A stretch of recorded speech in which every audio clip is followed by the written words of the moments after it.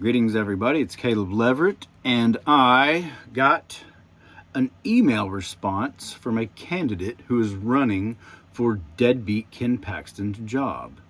This man's name is Joe Jaworski. If you've been watching some of my later videos, I've been talking about not only him but the other three prominent people running for deadbeat Paxton's job: Eva Guzman, George P. Bush, and Lee Merritt.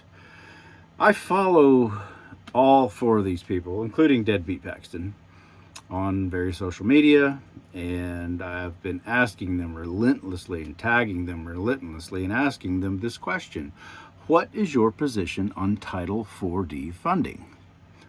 And until now, I've not received not one single response, which should not be shocking at all because we are dealing with politicians here. But Joe Jaworski, allegedly, he signed it as Joe, so I can only assume it came from him. Maybe it was from one of his hired help people, campaign manager staff. I have no idea, but it was signed from Joe, and so I can only assume it came from him. So the question that I asked came about. Again, I follow all of these people on various social media, and all of them are on the campaign trail out there kissing babies and making you believe that they believe that there's something wrong with Texas and we've got to get deadbeat Ken Paxton out. I added that part. We've got to get Ken Paxton out of there and he's horrible and blah, blah, blah, blah, blah. Same old politician talking. But in one of the responses, I believe it was on Facebook, it appeared the way they were talking, one of his people that run his social media, they responded because I asked that question: what is your position on Title IV defunding? And one of they responded to me and said, tag me, reply, Caleb Leverett, if you will send your question to blah, blah, blah email, somebody will make sure Joe reads it and gets back to you. Well, that was just this morning, and Joe replied. And I'm going to have to get my glasses on to see my own computer screen here, but here's exactly what I wrote to Mr. Jaworski. I might have been saying that wrong all along. Jaworski, I'm really not sure of. Anyway, on Friday, October 8th, 8:24 a.m. this morning, I asked Joe, what is your position on Title IV defunding? As atrocious as jailing people for marijuana possession is, kids shouldn't be forced to be raised while having one parent in jail whose only crime is being poor. Going back to court, they say, takes months or even years sometimes, but income can be lost overnight. How can a parent provide for their child if they are jailed for not being able to give money to the other parent? Will you commit to abolishing the Office of the Attorney General Child Support Division and replace it with absolutely nothing? Signed, yours truly, Caleb Leverett. And I was under the assumption that this was going to be a question that would be read aloud. Again, I don't have it in front of me. Maybe my magical editing talents, I can find it and include it in this video, I'm not sure, but my assumption was this was going to be read aloud because the post was he's going to be out campaigning, kissing babies, and doing these town halls. And I assume at these town halls he shouldn't be talking at people, but taking their questions, their constituents' questions. So I just assumed this is going to be read aloud and him reply to it. Maybe that's a little naive on my part. It's kind of the way it appeared to me, but maybe I missed it. But anyway, he did at least write me back. And now I'm going to read out what he wrote back. Let me close this out, please. Okay, Caleb, I hear your frustration in the system as it is. I don't believe it's working at optimal levels, and I will assure you I will enter the child support arena with eyes wide open. I've had a number of folks reach out to me to express their frustration with the child support and child custody realities. I have some education to undergo before I can develop and share a definitive opinion on this. If you have any materials you'd like to share, please send them to this email address. Thank you, Joe. And I've read this probably 5 or 6 times, and which is actually what prompted me to set up here in my little sailboat studio, all whopping 29 feet of it, here in Florida. And let's just say it's a good thing that I'm not a politician and I am not running for a political office, because I was flabbergasted by that response. I don't believe it's working at optimal levels. You think? Joe, Texas is known for a lot of big things, and one of those unfortunate big things is big crooks in the family courts. It's not just a little off. It's not just, oh, we could just tweak it here a little bit. Make this policy a little bit better. Make this a little more transparent, and we can get it just right. It's not off a little bit. It's fucking rotten to the core. Like, completely to the core. I don't believe it's working at optimal levels. Yeah, no kidding. And then this next part, and I will assure you that I will enter the child support arena with eyes wide open. Well, oh my God. I feel reassured now. A politician running for office made a vague promise. Well, okay. I've had a number of folks reach out to me to express their frustration with child support and child support custody realities. That is not surprising. It shouldn't be surprising. You do realize what the Office of the Attorney General's part of their big role is, Joe? Is the Child Support Division. And if I'm not mistaken, in my question at the very end, will you commit to abolishing the Office of the Attorney General Child Support Division and replace it with absolutely nothing? I asked a very, very specific question. And I got a very, very, very vanilla answer.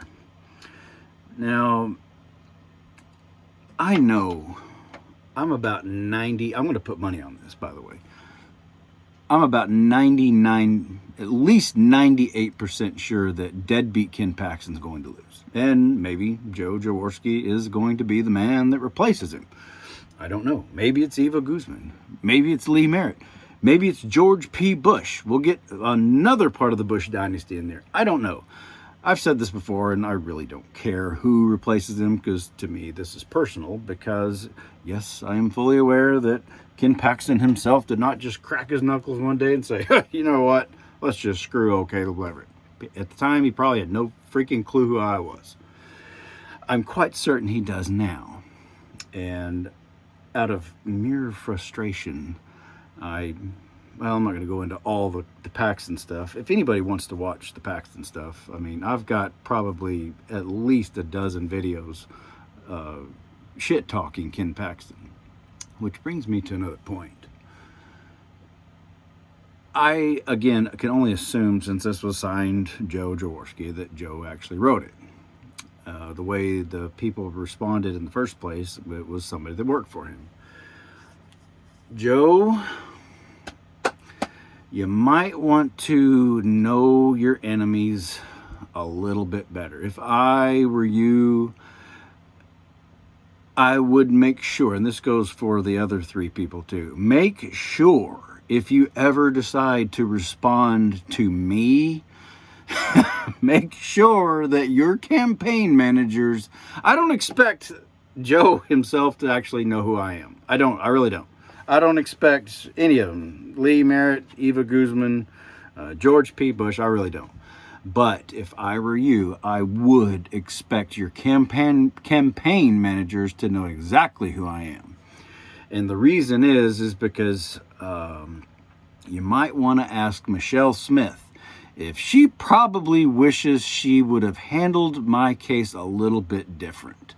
And Michelle Smith, as many of you know, was the campaign manager for Deadbeat Paxton back in 2018. And I have since learned, I haven't confirmed this, but I'm pretty sure that Michelle Smith has been brought back on board. And Michelle Smith has obviously blocked me. She ran, that lady out of Dallas, she ran her campaign when she lost. Big shocker. Coincidentally, Deadbeat Paxton lost by like 1% in 2018. And I'm quite certain that every single person running against Paxton knows this for sure. I've been talking about this for years. Hell, I was talking about this the very next day after the election when he barely won re-election, when all his other fellow Republican statewide officials got re-elected by double digits. Deadbeat Ken Paxton lost by an embarrassing 1%. And I can only assume if you're actually wanting to run for that type of, that powerful of an office, arguably the most powerful office in Texas. Maybe not the most popular. The governor's going to be the most popular, maybe the most powerful, but at the very minimum, the second most powerful office in Texas. I would assume that they would know their enemies. They would know, what am I trying to say? They're going to know basic stats that obviously Ken Paxton barely won re-election. And when you add up all the other stuff that's happened since then with the FBI raids and him having two people get on the stand and testify under oath about his mistress with his real estate buddy, Nate Paul, I promise you these people, Joe included, all four of these people, Joe Jaworski, Lee Merritt, George P. Bush, and Eva Guzman, they know exactly, probably damn near down to the exact number, by how many votes Deadbeat Paxton lost by. They do. Again, I don't expect to know me personally, but I do. I'm really sure that you don't run for that kind of office and not know that information. The Republicans are in a lot of trouble right now. And again, I'm not Republican and I'm not a Democrat. Hell, I don't even live in Texas anymore, but my kids do. And most of the people I know, I grew up there and born and raised there for 43 years. And I would assume that, where was I? I kind of lost my train of thought. Oh yeah, they know the stats. They know that he lost, horribly lost. In fact, and I've brought this up before, but I want to go ahead and say it again because I feel good when I say it. The Libertarian candidate in 2018 for Attorney General got 30% or so more votes than the Libertarian candidate for governor, if that tells you anything. And I take maybe not all credit for that, but I take a big whopping honking portion of it.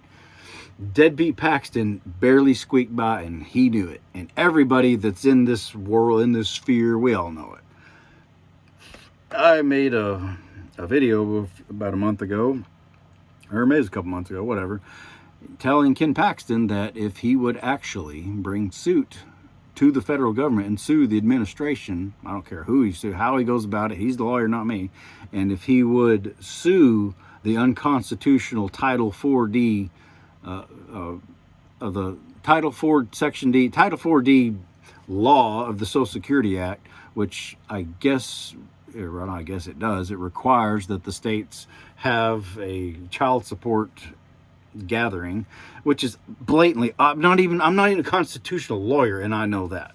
If he would sue them, he doesn't have to win necessarily, but he's got to sue them and get Title 4D on the lips of every American, at least the Texans, and sue the administration, or sue somehow, get it done and sue them, that I would endorse him.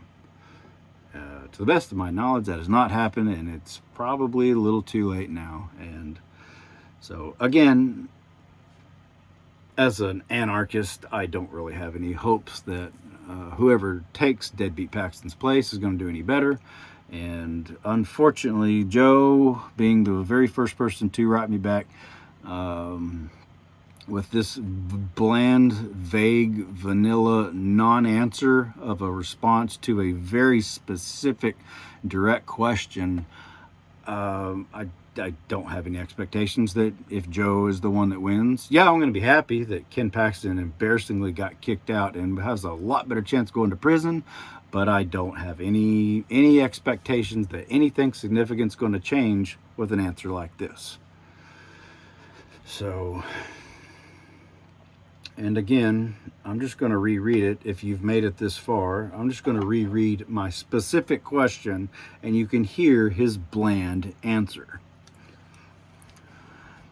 This is me writing to Joe this morning after having tagged him and everybody else in various social media comments this exact question.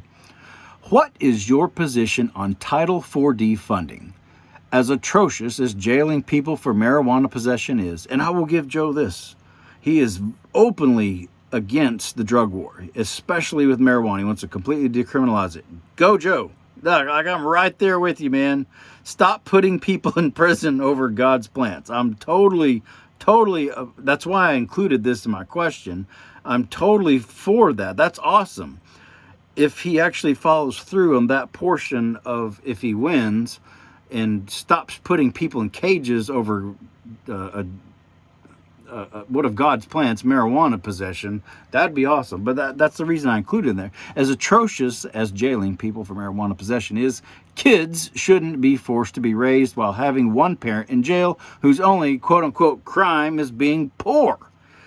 And that's exactly what happens. It's what happened to me, though I technically wasn't jailed for child support, contrary to what a lot of my haters want to say that I was there. That's what was listed. But that's not what I was convicted of. I was literally convicted on 6 counts of not kicking Parker out of my truck. Every time I came back to get the littles for the weekend and bring Parker with all of us and then go drop them off during that 2.5 months and Parker didn't get out, that was another whack towards me. So again, I wasn't jailed for child support, but I was actually told by the prison guards that there were other people jailed for not being able to pay child support. Because let's face it, it's fucking oil field, man. Where I'm from, which is part of Texas, which is part of, if Joe wins, Joe would be the Attorney General of that part too. You'd think he'd know that. When the oil field's going great, man, it's going great. And the average schmuck like me, making 2 to 3, 4 times what the average schmuck anywhere else would make. But when it turns off, it's like a light switch. It just goes off, like boom. But I've said this so many times, you know what doesn't happen that quickly? Going back to court. It could take weeks, not even weeks, maybe in the old days, weeks. No way. Dockets are, they're overflowing for months, sometimes years. And so much happens, and when the snowball starts combining, it starts rolling down and just gains all this energy. You get behind because the light switch to your income got shut off. But then you go to court, you can't pay the bill. That's the complaint.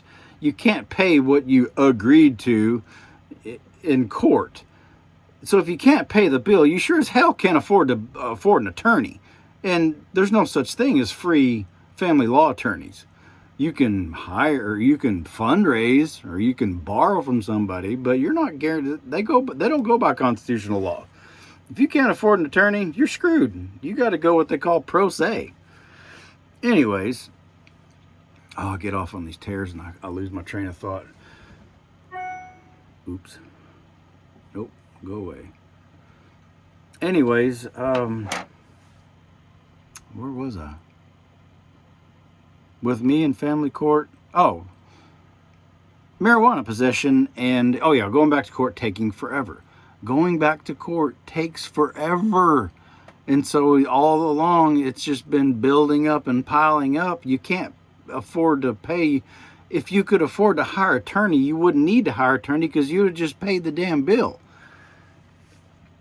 So anyway, that's where that came from.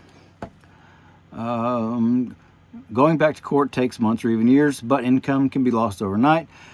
How can a parent provide for their child if they are jailed for not being able to give money to the other parent? You don't make any money when you're in jail. I mean, I guess if you're rich and you've got growing assets, but back when I was in jail, I didn't have jack. I didn't have anything saved. I'd already sold what little crypto I'd saved up back then. I didn't have anything. So what sense does that make to jail someone? It's debtor's prison. Last time I checked, this country doesn't allow debtor's prison, even though if you think about it in a very dark way, this kind of, I hate to give credit to Alex Jones, but it kind of is a prison planet. We're all debt slaves, are we not? Will you, here's this very, very specific. Will you commit to abolishing the Office of the Attorney General Child Support Division and replace it with absolutely nothing? Signed, me. And here is the vanilla response. Caleb, I hear your frustration in the system as it is. I don't believe it's working at optimal levels. And I will assure you that I will enter the child support arena with eyes wide open. I've had a number of folks reach out to me to express their frustration with child support and child support custody realities. I have some education to undergo before I can develop and share a definitive opinion on this. If you have any materials you'd like to share, please send them to this email address. Thank you, Joe.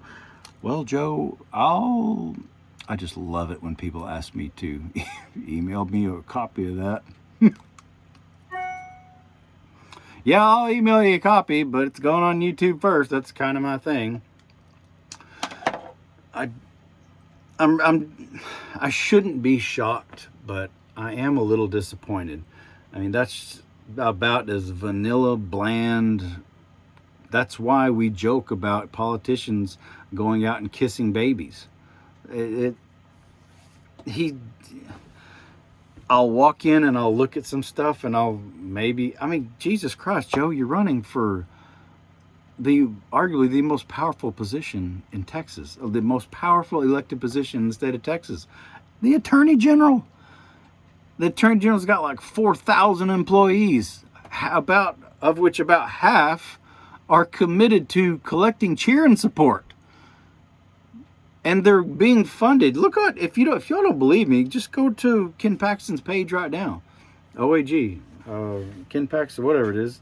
It's real easy to look up. It's right there in black and white. What is Title IV defunding? Well, it's a law passed in the Social Security that orders the states to have an arm of the government, the state government, to collect it. Well, the incentive is, Joe, you think you'd know this. You're going to be having half your employees going to be doing this exact very thing that I'm asking about and complaining about that should be abolished. Their job is to collect cheering support no matter how they do it. They want people signed, when they get divorced and it's Splitsville, get signed up in the system, make sure that one parent or the other, whichever one's making the most money. Back in 1975, when this passed, big surprise, who was usually the breadwinner of the family? Who was it? That's right, it was the dad, it was the husband, it was the man of the house, was generally the breadwinner of the household. And so ever since then, you've had divorced people who get divorced with no-fault divorce. You know, there's arguments there could be made. Well, before no-fault divorce, you had to have reasons to want to leave and justification, cheating, drug abuse, or whatever. Now, someone can just say, I want a divorce. Everything's going great. All of a sudden, oh, we got a bunch of kids, got a bunch of money. Huh, bye. They just leave. And so that's part of the problem when they do leave. And I'm not saying people shouldn't be able to just dissolve relationships. Duh. I mean, I'm not saying that at all. That's where I differ a little bit with the people who are mad at, the Reagan people for enabling no-fault divorce. I mean, if you want to get rid of somebody, you should be able to get rid of them. However, at the same time, it takes two to tango and create these cheerings. And what is created is a welfare state. the welfare state has been created where these families get divorced, and again, starting back then, and it's kind of true today, because since 90% of the mothers always by default get the kids, and 10% of the fathers, and 90% of the fathers, the one left stuck paying this child support bill, it makes people generally go broke, like broke. Like what happened to me and my kids it's not unique, like not by a long shot. I've said that for years. What does make mine unique is me actually filming what happened and showing you exactly how crooked these courts, family courts, are. No matter what you say or do, we still lose. I finally got some relief in 2017. Well, Judge Billingsley, at least on her paper, it got updated. It got justified. It got right. My kids got to choose where they want to live. I've never cared where they lived. I just wanted them to be able to choose. The crap side of what happened is once it got to the Attorney General's office in 2017, when Ken Paxton was the Attorney General, that's where my whole beef with it. Whenever he stole my bank account, I had already won custody and my bank account got seized. I had already been awarded child support because one of the minor children was living with me. I was awarded meeting halfway from Odessa to San Antonio, which had never happened in the past. I always made the full trips. I was awarded that. And we got all this settled. And it's still to this day, 2021. We're almost 2 years into 2 weeks to flatten the curve, and my shit still hasn't been updated. I've not received one bit of child support that I was awarded. It's funny how the haters on me, they're never concerned about the child support that I've never received. They're only concerned about the other way around.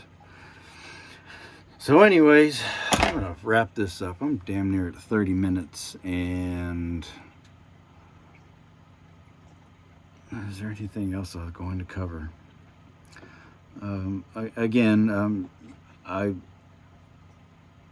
not just picking on Joe Jaworski. I mean, at least he did reply. Now, granted, I've not sent emails to the other ones, but I have tagged them, all of them, many times on Twitter, Facebook, Instagram, all of them, asking them this direct question. What is your position on Title IV defunding? Well, one more thing about the Title IV defunding. It has created this welfare state. These divorced parents, again, it's usually the dads, especially back in the 70s, and even when I got divorced in 2007, 14 years ago, and this is still going on. It creates broke dads.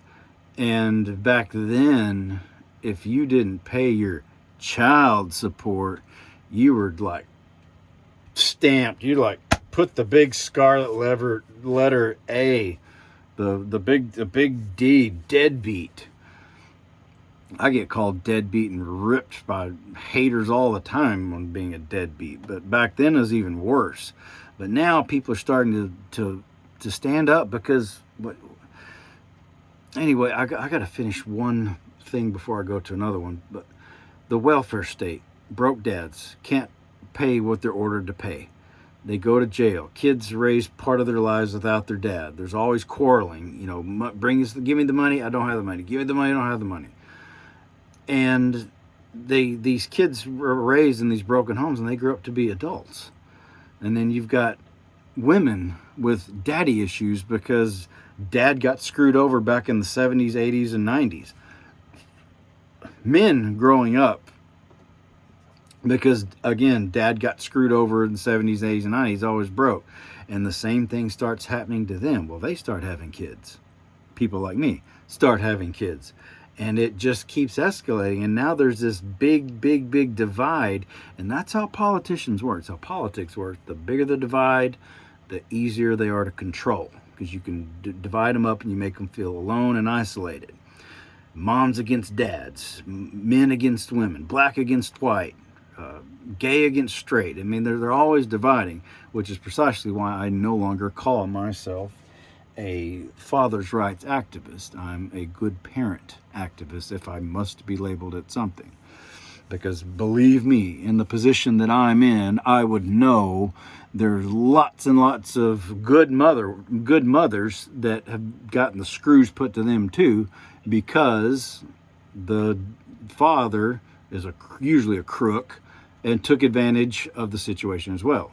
And yes, I am fully aware that there are always going to be exceptions. There's always going to be, well, he was a good guy when I married him and he left, and I need the child support. And I'm fully aware. My point is, everyone's situation is unique. Trying to put this blanket like of one size fits all over Texas and giving one person the power as the attorney general to take that money from all these millions of divorced people. And by the way, the Title 4D, where that comes in, is they reimburse like 80 cents on the dollar in order to pay the salaries of the people taking the money from the divorced parents. That's where their salaries come from. They're incentivized. All right, gang. All right, let's have a little group. Let's have a huddle here. I'm the AG now, and you 4,000 employees work for me. Half of y'all are collecting cheering support. Get out there and do what you got to do. Whatever you got to do. Keep this monster machine going if you want to get paid. Because every dollar you bring in is going to be more money from Title 4D funding. If you want to raise, don't you? And that's how that keeps happening. It's an incentive. It's a welfare state. That is part of the problem. And people have complained about the welfare state for years, and nobody really wants to acknowledge, or they don't acknowledge, that Title 4D is a welfare problem, but it is. And it's probably the most crucial one, because it affects all divorced families. Divide and conquer is their plan, and we should not let that be how they win it. That is why, well, Caleb, what's your solution? Well, I don't have a perfect solution, but I do know this. If you abolish the office of the Attorney General Child Support Division and at least send it back to the counties and let the counties deal with the thing, with the people in their own county when they get divorced. And of course, well, what if they move? Well, people always move. The what ifs are just what ifs. There's always going to be what ifs. My point is, if you can't, if it's not working on a state level, if it's this horrible on the state level, it'll be at least less likely to happen on a county level, and then a district level, or even on the individual level. And how about the government just get out of the business of family business, period. So people break up. I've had girlfriends since I've been single and not married anymore, and we break up. And you know what? Click. That's all that happens. You end it. It's over. Done. She keeps her shit. I keep my shit. It's done. It's done. It's over. Thank the gods there's no cheerings involved. But let people take responsibility for themselves. I've taken responsibility for what I did. People say that I blame God, which I don't understand how that could even be relevant, because how can I blame something I don't even have proof exists, much less believe exists? But I've accepted that I made 4 children with a woman that I'm not compatible with. I own it. I mean, there's nothing else I can do. They're here. I can't unborn them. I can't make them have never happened. They're here. The best I can do is preach as much as I can, A, that my own children don't repeat the stupid mistakes that I made, and B, I can help other people who've watched me. You know, this whole, what did Joe say? I've had a number of folks reach out to me to express their frustration with child support and child support realities. Joe, I hate to brag a little bit on myself, but I have probably the biggest, most popular child custody even controversial child custody video on YouTube in the world. It's just about to cross 40 million views. And guess what? That happened in Texas. You've had a few people reach out. I find that really hard to believe that just a few. Anyway, I said I was going to be done probably 10 minutes ago. I really am going to end this now. So again, I'm not mad. Joe Jaworski per se. Thank you, Joe, for at least reaching out. I'm not trying to pick on you. I would imagine if the campaign managers for Lee Merritt and Eva Guzman and George P. Bush didn't know who I was before and they see this, they probably need to know, if they decide to write to me, who I am now, because I'm not going to shut up. My kids are grown and I don't have anything left to lose. There's nothing else anybody can take from me. I mean, Jesus Christ, I live on this tiny little boat. My kids are grown. You can't take my kids away from me. That's impossible. They know their dad. It's over. So anyway, Joe Jaworski, thanks for replying. I do appreciate it. I think it was very disingenuous. I think it was very vanilla, but I do appreciate you at least writing back. And I'm going to stay on these campaign trails. And even if this means the death of my channel, I really don't care. I just don't care. This is important to me, and it's important to millions of other people who are scared to death to even talk about it. There's a reason we don't talk about it, because if you talk about it, people see what I did back in the day when it was all happening. Oh, great. Hey, somebody's standing up to these bastards. Well, you know what they did? They punished me. They punished me really, really good. They stole my kids. They allowed them to move 375 miles away from Odessa to San Antonio, and I had to drive back and forth. They threw my ass in jail. They threw one of my kids in jail multiple times. They stole my bank account. I can prove that too. Deadbeat Paxton. That's what started this whole mess with Deadbeat Paxton.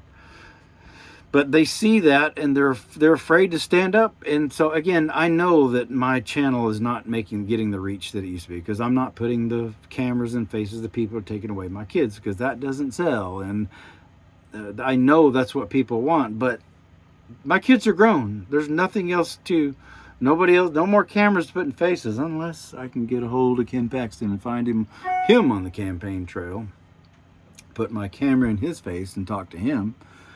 But for fuck's sake, I'm going to let y'all go. I've really gone over on this one. Bye.